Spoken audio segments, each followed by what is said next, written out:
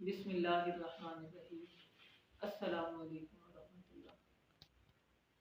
سامعین، آج میں جو آپ کو وظیفہ بتا رہا ہوں، اس وظیفے سے کوئی بھی کام مشکل نہیں رہتا۔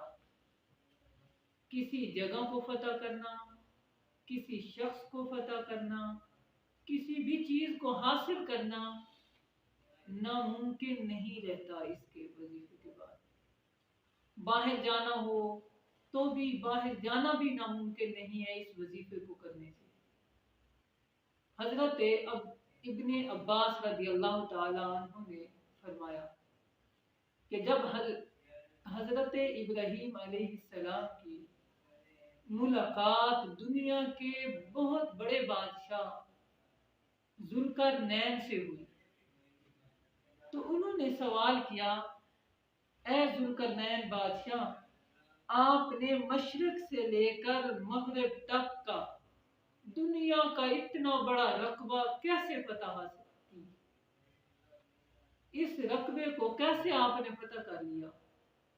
کس کی طاقت تھی کہ اتنے بڑے رقبے کو آپ نے فتح کر لیا، آپ کو کامیابی مل گئی؟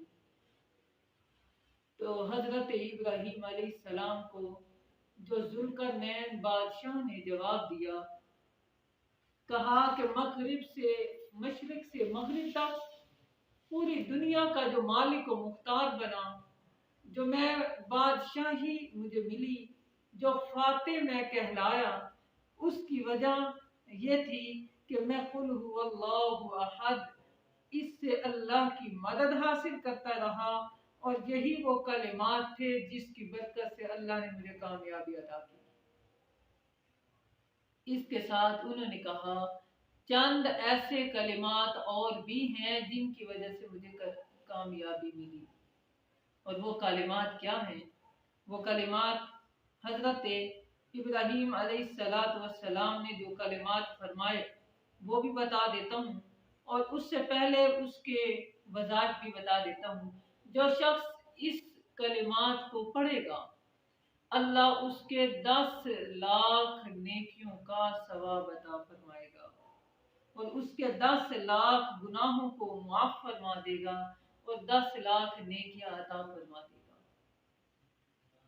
اور وہ الفاظ یہ ہیں، سبحان من ہوا باق لا یخفی، سبحان من ہوا عالم لا ینسی، سبحان من ہوا قیوم لا ینام، سبحان من ہوا دائم لا یسہو، سبحان من ہوا واسع لا یتکلف، سبحان من ہوا قائم لا یلہو، سبحان من ہوا عزیز لا یظلم۔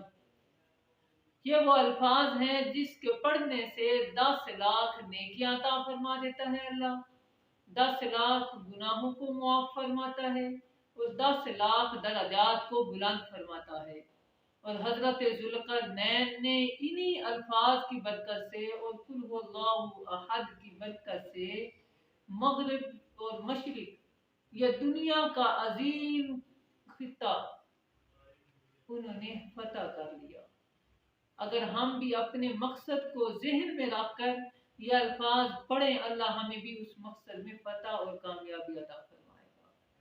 جن لوگوں کی شادیاں نہیں ہوتی، وہ شادی کا تصور رکھ کے یہی الفاظ پڑھیں تو اللہ تعالیٰ ان کو اچھے اور مناسب رشتے عطا فرما دے گا۔